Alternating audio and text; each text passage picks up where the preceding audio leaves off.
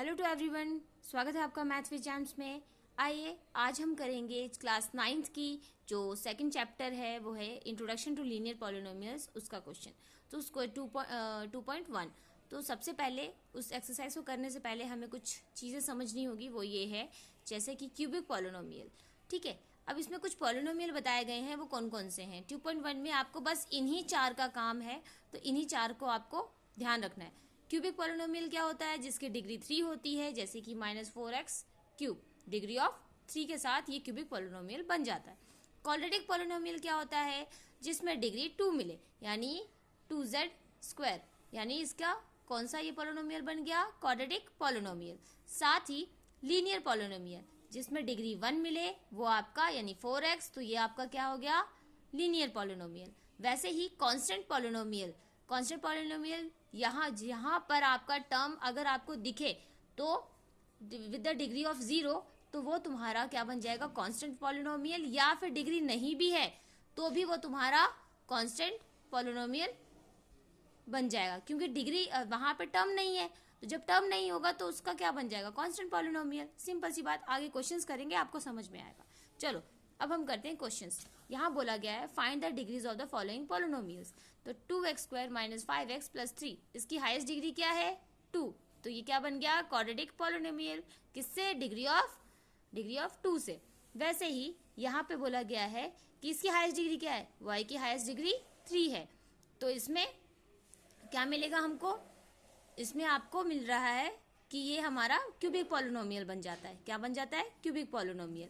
वैसे ही यहाँ पर आपको -9 यानी 0 डिग्री, क्योंकि इसमें कोई टर्म ही नहीं है। जहाँ टर्म नहीं है वहां पे डिग्री क्या दिखेगी? 0। तो इसका मतलब ये कांस्टेंट पॉलिनोमियल बन गया। साथ ही यहाँ पर क्या है? z के साथ क्यूब या स्क्वायर नहीं है, लेकिन यहाँ पे 1 की डिग्री शो होगी, तो ये बन जाएगा लीनियर पॉलिनोमियल। अब आते हैं क्वेश्चन नंबर 2 पे। देखो, राइट पॉलिनोमियल ऑफ डिग्रीज 1, 2, 3। आप अपने क्वेश्चंस पुराने क्वेश्चन से ही ये लिख सकते हो। जैसे डिग्री 1 के लिए आप 4z - 3 लिख दो। डिग्री 2 के लिए आपका फर्स्ट क्वेश्चन जो था 2x² - 5x + 3, तो आप वो लिख दीजिए। डिग्री 3 के लिए आप y³ लिख सकते हैं। इस तरह से आपका ये आंसर हो जाएगा।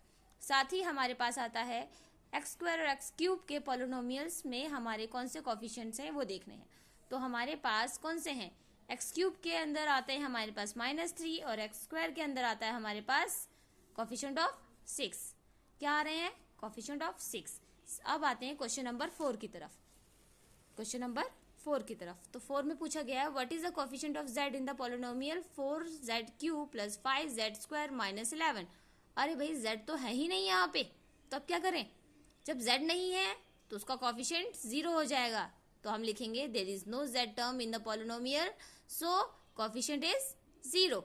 ठीक है, वैसे ही अब आगे आया है हमारे पास what is the constant term of the polynomial 9x³ + 5x² - 8x - 10।